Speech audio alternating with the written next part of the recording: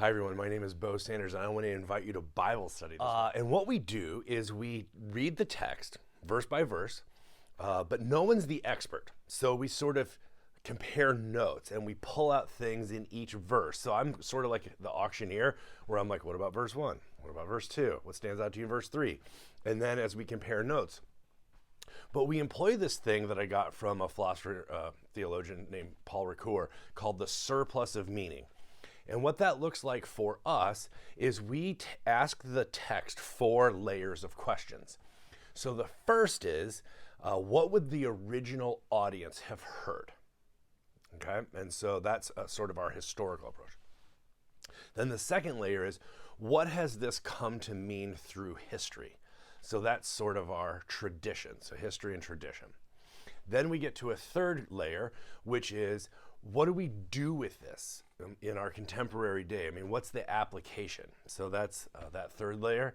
And then where it gets really fun, and for me, zesty and adventurous, is we say, what's the most this text can mean? What's the future horizon or the furthest we can imagine this text going? If you draw a map and continue out the trajectory from what the first audience heard, what it's come to mean through history, what we do with it, where does it take us? Where can it open up? What are the possibilities that it can open up? And it's that fourth question that for me, it makes this one of the most unique experiences that I've ever had. So we are in the Gospel of Luke. We're looking at Luke as an artist, or a quilter is what sort of my metaphor that I've been working on, in that he takes the individual stories and he stitches them together in a way that he is constructing a narrative. He's presenting to us something that he wants us to see. And so we're allowing Luke to tell Luke's story. And it is bearing some interesting fruit. It is challenging us in some really complicated and sometimes uncomfortable ways.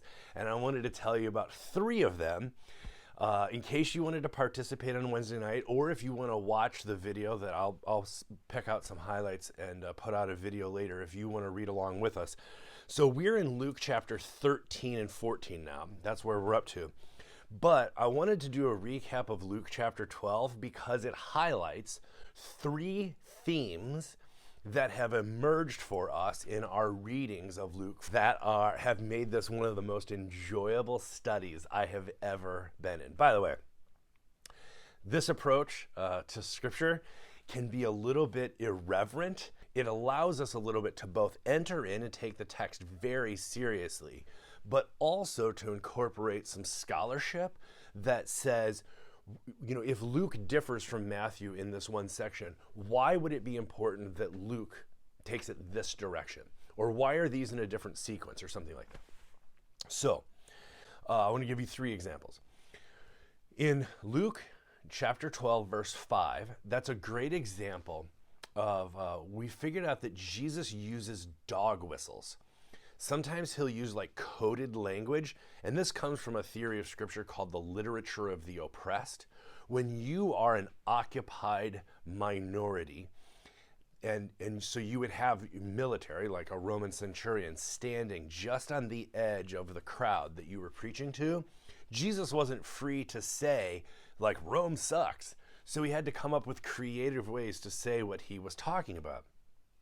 And because his message was very subversive to the established order of the Roman military occupants and their violence, right, and that kingdom of Caesar, he had to be very creative in the way that he talked sometimes. And so you see this in the beginning of Luke chapter 12. So Jesus says, hey, don't fear the one who can only kill your body, right? Which sounds terrifying. I mean, just think about the first century context. Like, no, that's terrifying. What do you mean, don't be afraid? He says, but be afraid of the one, AKA the one who shall not be named, wink, that guy over there, who can, after you're dead, throw your body into that burning garbage heap outside of town in the valley of Gehenna, hell. as a curse, right? So somehow, when you don't understand that Jesus used language like this, somehow I've always heard this preached that God's the one who, after you're dead, can throw you into hell. But that's not how this reads, because this is where it gets fun. In verse 6, 7, and 8, Jesus names God. Well, if God was the one who you should be fearing, why did he not name him in verse 5? No, because that's not the man that you should be fearing. The man is Caesar, right? The Roman centurion. God cares for the sparrow in verse 6. God cares about you and everything about you in verse 7 and 8.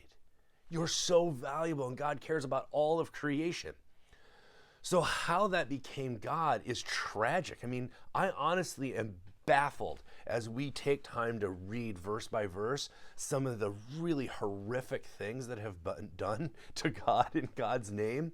And but it's been eye-opening to think about Jesus using dog whistles in this way, and it really changes the way that you read Scripture. The second big trend that we've seen is that passages read very differently if you are an affluent person. We call that high on the hog, and that you're safe and that you're not occupied by a foreign military dominant force. Scripture reads very differently if you're high on the hog than if you are on the underside of the machine, if you are on the belly of the beast. So I'll give you a for instance. In chapter 12, verses 35 and on, Jesus is talking about if the landowner had known that the thief was coming, he would have made sure to be home and to lock everything up, right? Now, if you have possessions like most of us do, the thief is a bad guy, right? And so if you're high on the hog, that sounds like a terrifying thing, like live ready because you never know, like when something bad's going to happen.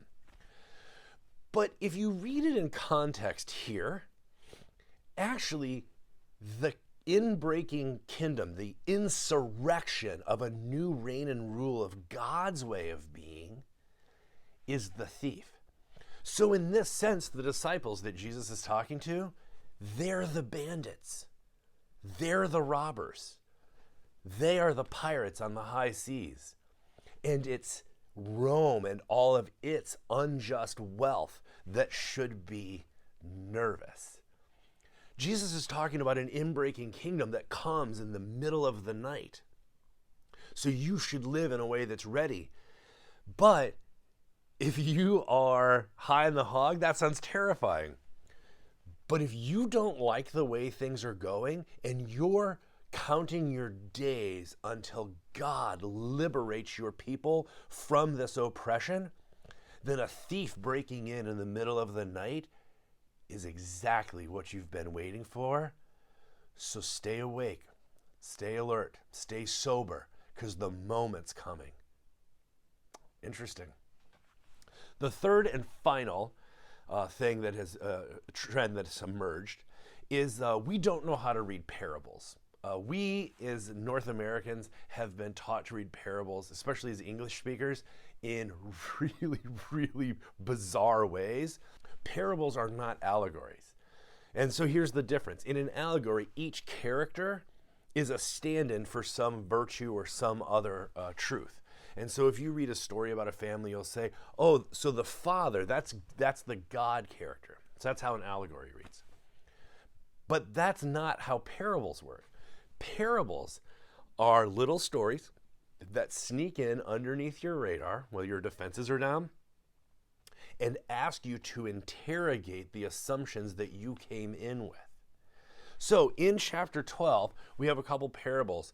But if we're not careful and we read them as an allegory, God becomes an unjust landlord, a vicious slave master, a farmer who wants to chop down a tree that's not being fruitful in its third year, and a judge that can be bribed. Honestly, what the hell have we done to God? When we read parables poorly, We make God into a demonic, monstrous, I say idol, but definitely like a horrific character, if nothing else.